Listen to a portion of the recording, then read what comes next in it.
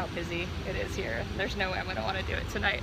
So I'm sitting here live at TGWS 2016 in Raleigh, North Carolina with Dr. Susan Felege from the University of North Dakota. And why don't you tell us a little bit about your background with, where you did your grad school and undergrad and getting to North Dakota.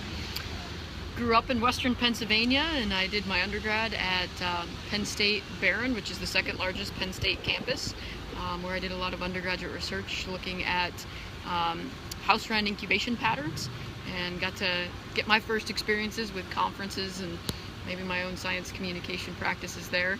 And while I did that, I also worked with the Pennsylvania Game Commission, doing a lot of work with them with waterfowl species. So I then went on and started a master's at the University of Georgia in Athens.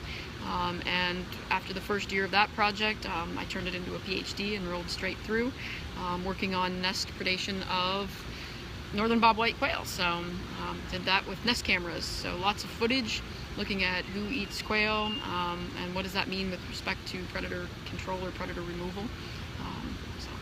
And now I'm at the University of North Dakota. I actually taught for a year after I finished my PhD at Georgia, and then landed the big kid job at the University of North Dakota as an assistant professor, where I've been this is the start of my 6th year, so 5 full years. So with talking about nest cams, can you tell us, first of all, what is a nest cam for the people out there who might not know what that is? So I put miniature surveillance cameras, much like you'd find in a gas station in the corner, the security type cameras, right by bird nests. And I've done this with now, I think it's 8 species and 3 different families of birds, ranging from waterfowl to shorebirds, to some game birds, or some upland game birds. So yep, it's just a little camera. I don't use any Wi-Fi. I just use ones that record to a little DVR, and then I amount to 20 to 30,000 hours of video per species, and in some cases much more than that. So why use a nest cam? Why not just have a tech sitting out there? Like, what differences are you seeing with things? Well, because I usually can't hire 30 techs. Okay. So sample size is a big thing. I can put cameras out. They can watch 24 hours a day, 7 days a week, as long as all the technology cooperates. And it should have less of an impact on the wildlife than having a person sitting there, which might alter who the predator is or even how the bird might behave. So it allows us a better way to understand bird behaviors and interactions with other species on the landscape. What are some of the different bird behaviors that you're seeing on those cameras? Oh, we get all kinds of things. Some of them are not very exciting. Sometimes it's just a bird sitting there, much like you'd see with, say, a sharp-tailed grouse or a duck that just sits there and maybe occasionally preens or rolls eggs. But some of the more exciting things, we see birds that will engage in nest defense or do some kind of distraction displays to try to take predators away from the nest. We see some of them actively fight off predators. I have a good example of that where there's a bobwhite actually pouncing on an armadillo.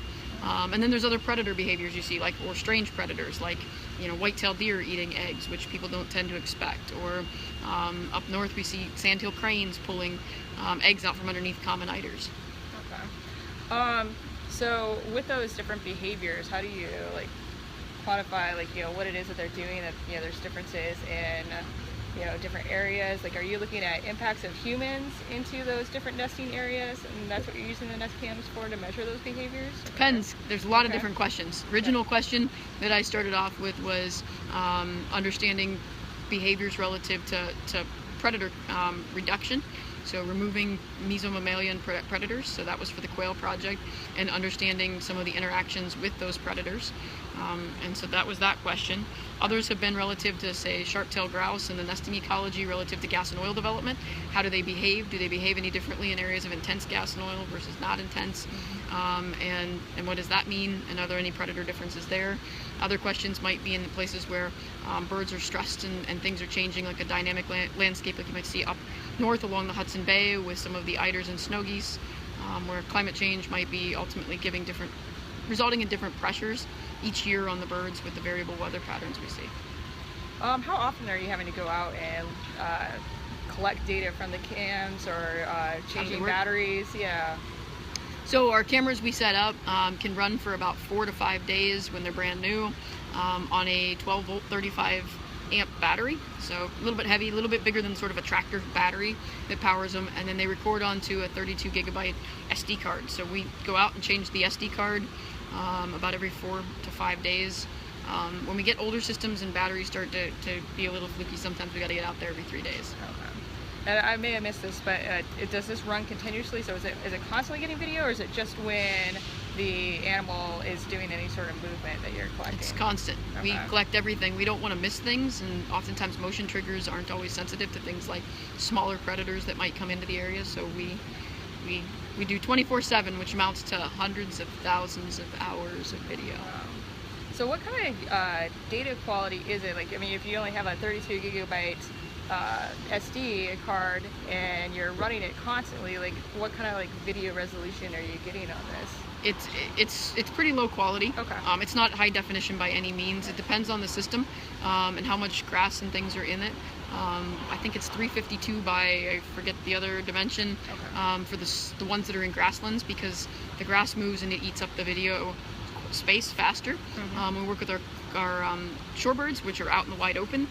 We actually can do, I think it's 740 or something like that. Okay. So it's a little bit bigger, a little bit higher quality, but it's still very limited. It's not the high definition you'd find, because otherwise you'd just not have the space to store it. I mean, I now have hundreds of thousands of hours of video and almost take up about a third of the storage that the university has just with my videos alone. So it can't be any higher quality.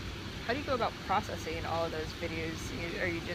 Is it just you and your students that are running it, or do you have to like seek outside help for being able to process all those videos? All of the above, in that we have students, so I have a small army of students who all get experience, and we do it through directed studies. They're technicians, sometimes they get paid, and they video watch a substantial amount of it. We also have what's called Wildlife at Home. It's a citizen science project where you can go in and help us classify the video and watch it.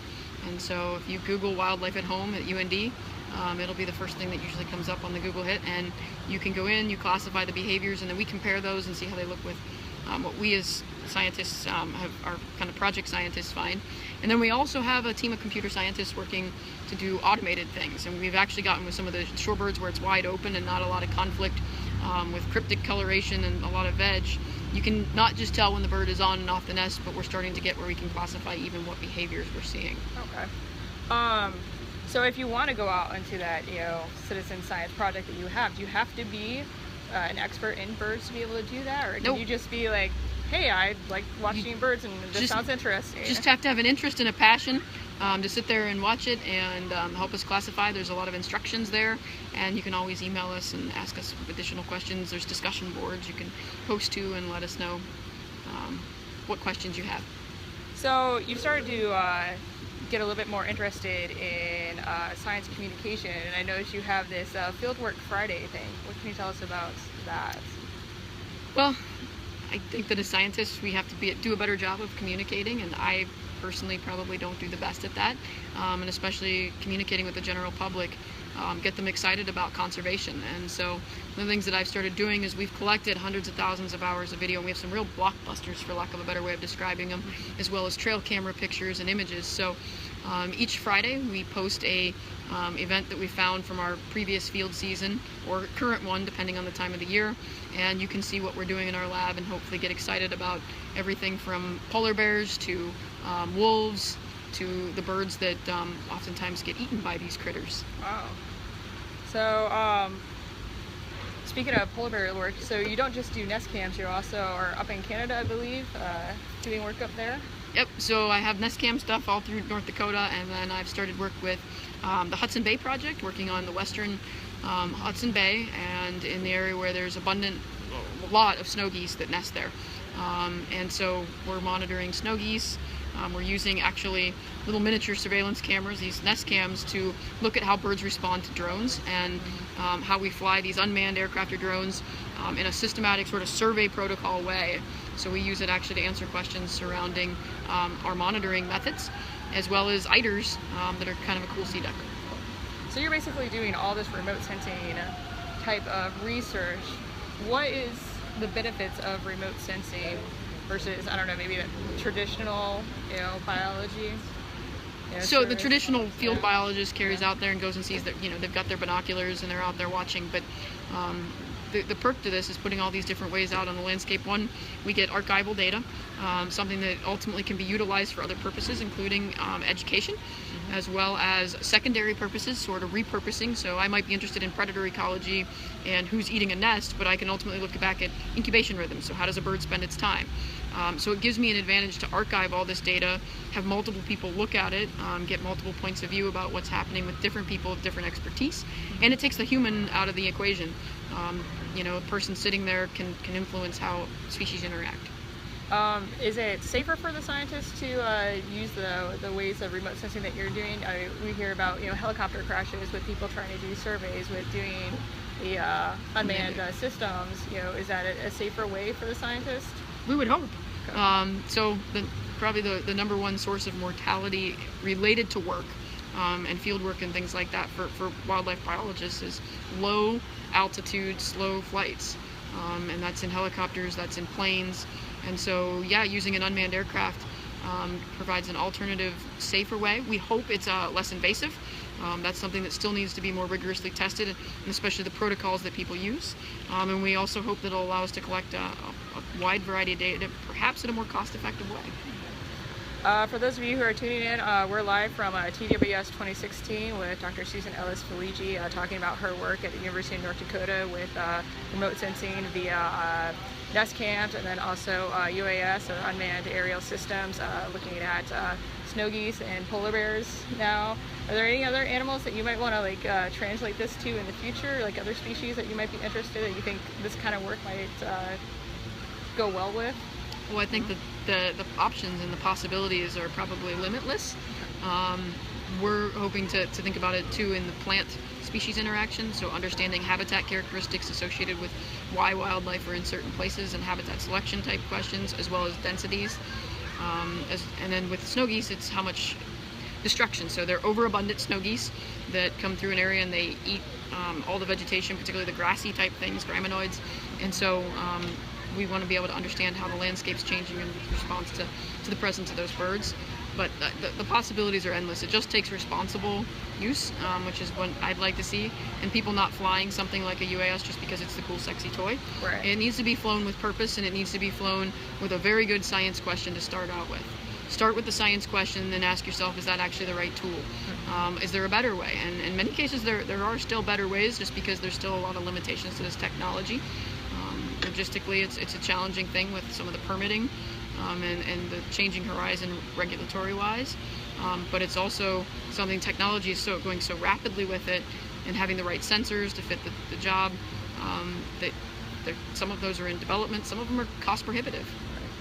Do you think with having that imagery that you're getting from the cameras, both on land and up in the air, do you find that you're having a better historical catalog that way people can trust your data that you're collecting more because you actually have that image versus someone's like, hey, I saw this goose flying by, well, how do we know that it really was that particular species of goose? You have to trust that scientist, but here you have that. Do you find that that's helping out with people believing the data that you have? I guess I haven't noticed anything with that, but that's Okay. a good point. And it gives you a chance for multiple people to look at it and validate it, see what it is. And now with all these open source records that are required when things are federally funded, what does that data really look like? And in some cases, some of the different things you could have video and image backups that sort of go with those spreadsheets that you're creating, or the actual data you analyze. So.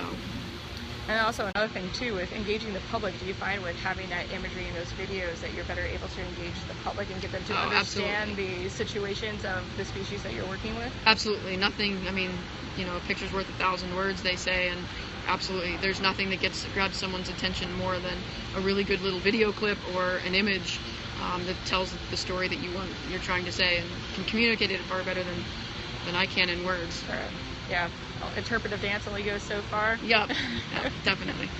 So, all right, well, everyone, if you've got any last second questions here, send them in. Otherwise, I'm going to let Susan head back into the conference, and I'm going to go back in as well because it's the last day here. So there's a few last talks we might want to go check out, or we might just want to go take a nap and crash after the long conference because Wildlife Society, it's an exhausting process being here, but we love it. So since I don't see any other questions, I'll do a quick sign off and just remind everyone, feel free to get a hold of us via our Twitter handles at FelegeLab and FelegeLab. And then if you want to be able to watch the video later or the podcast or listen to the podcast afterwards, go to wildlifebilegal.com and there'll be the links for that, and I will get those loaded up later on. And I encourage you to go check out, what was the website again for that citizen Wildlife science at site? Home? Yeah, Wildlife at Home. So go and help Susan identify bird behaviors and become a citizen science. So it'd be a great way for you to get back to nature and to science and feel like you're doing some good hard research work with all of us. So with that, we'll sign off for Raleigh and have a great afternoon. Thank you.